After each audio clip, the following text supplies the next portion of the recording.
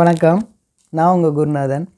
இந்த பதிவில் நம்ம என்ன பார்க்க போகிறோம் அப்படின்னா, ஒரு ஜாதகத்தில் ஸ்திர ராசியில் கிரகங்கள்லாம் இருக்கும்போது நமக்கு என்ன மாதிரியான பலன்கள்லாம் நடக்கும் அப்படிங்கிறத இந்த பதிவில் நம்ம பார்ப்போங்க.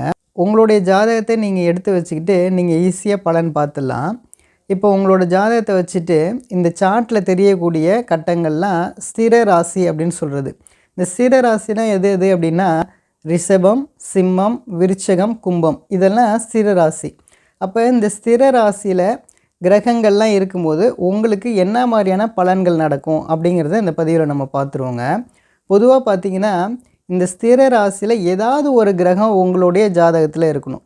எதனால் அப்படின்னா நமக்கு நடக்கக்கூடிய நல்ல விஷயமா இருக்குது அப்படின்னா அது நீடித்து நடக்கணும் அப்படின்னா இந்த ஸ்திர ராசியில் ஏதாவது ஒரு கிரகம் இருக்கணும். அது லக்னமாக இருந்தாலும் சரி, இது இல்லாமல் ஏதாவது ஒரு கிரகம் நீச்சமாக இருக்குது, வக்கரமாக இருக்குது, எதுவாக இருந்தாலும் சரி இந்த இடத்துல ஏதாவது ஒரு கிரகங்கள் இருக்கிறது ரொம்பவே நல்லது.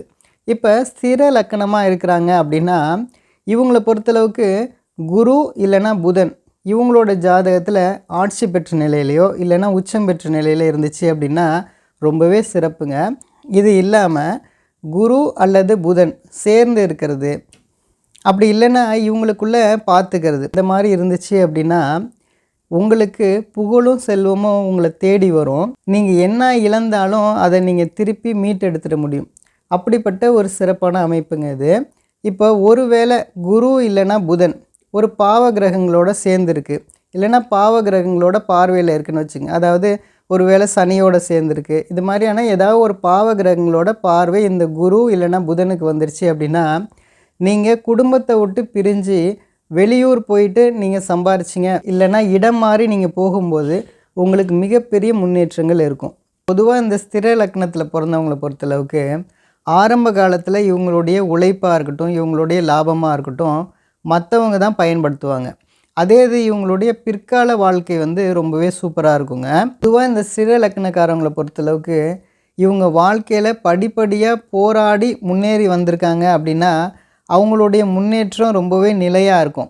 இதே இது அவங்கள பொறுத்தளவுக்கு திடீர்னு அவங்களுடைய முன்னேற்றம் இருக்குது அப்படின்னா அதில் ரொம்பவே கவனமாக இருக்கணுங்க. அது பல பிரச்சனைகளை உங்களுக்கு கொடுத்துரும். இப்போது இந்த ஸ்திர ராசியில் என்னென்ன கிரகங்கள்லாம் இருக்கும்போது என்ன மாதிரியான பலன்கள் நடக்கும் அப்படிங்கிறத இந்த பதிவில் நம்ம பார்த்துருவோங்க. இப்போது இந்த ஸ்திர ராசியில் சூரியன் இருக்குது அப்படின்னா இவங்க அரசாங்கமாக இருக்கட்டும், அரசியலாக இருக்கட்டும், எந்த ஒரு வேலையாக இருக்கட்டும் இவங்களுக்கு உடனே அவங்களுக்கு உயர் பதவிகள் கிடைக்குது அப்படிங்கிற பட்சத்தில் அவங்க ரொம்பவே கவனமாக இருக்கணுங்க.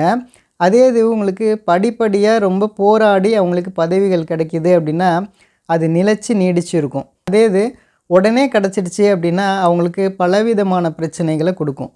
இதே இது இவங்களுடைய தந்தையாரை பொறுத்தளவுக்கு அவர் படிப்படியாக முன்னேறி வந்திருக்காரு அப்படின்னா அது நிலைச்சி இருக்கும். அதே இது அவங்களுடைய தந்தையார் திடீர்னு முன்னேறி இருக்காரு அப்படின்னா பிற்காலத்தில் அவர் டவுன் ஆகிருப்பார்.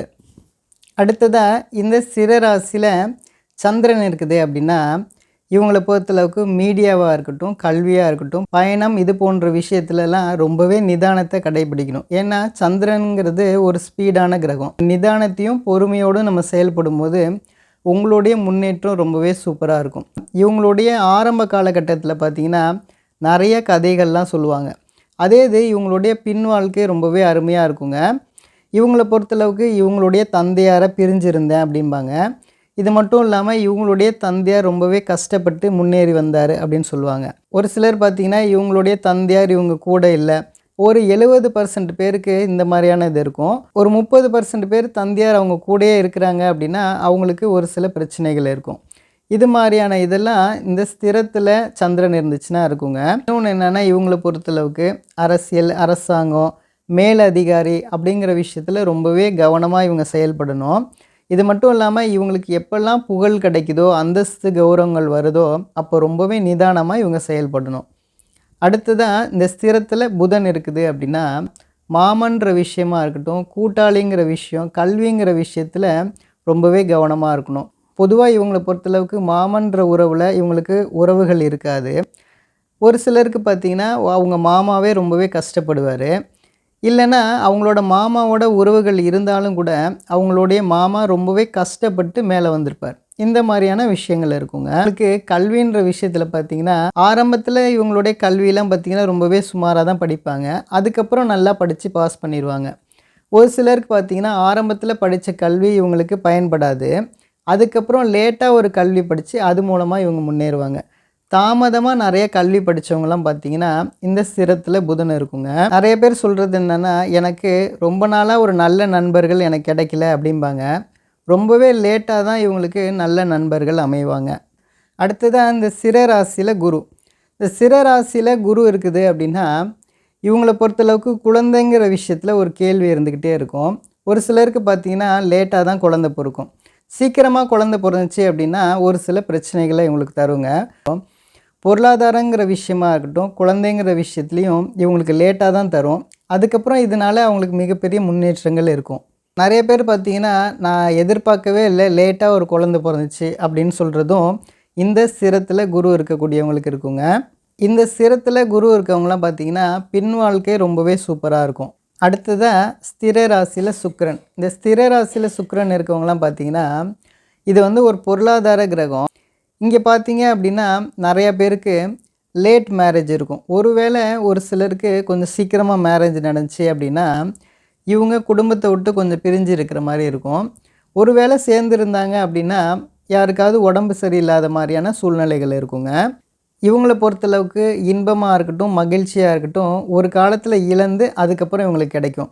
இந்த ஸ்திர ராசியில் சுக்கிரன் இருந்தாலும் சரி, ஸ்திரத்தில் செவ்வாய் இருந்தாலும் சரி, லேட்டாக மேரேஜ் நடந்துச்சு அப்படின்னா ரொம்பவே நல்லதுங்க. பொதுவாக இந்த ஸ்திரத்தில் எந்த கிரகம் இருக்குதோ அந்த கிரகத்தினுடைய உறவுகளாக இருக்கட்டும், அந்த ஆதிபத்தியமும் நமக்கு தாமதமாக கிடைக்குது அப்படின்னா ரொம்பவே நல்லதுங்க. இந்த ஸ்திரத்தில் சுக்கிரன் இருக்கவங்களாம் பார்த்தீங்கன்னா இவங்களுக்கு வாகனங்கள் டக்குன்னு அமைஞ்சிராது.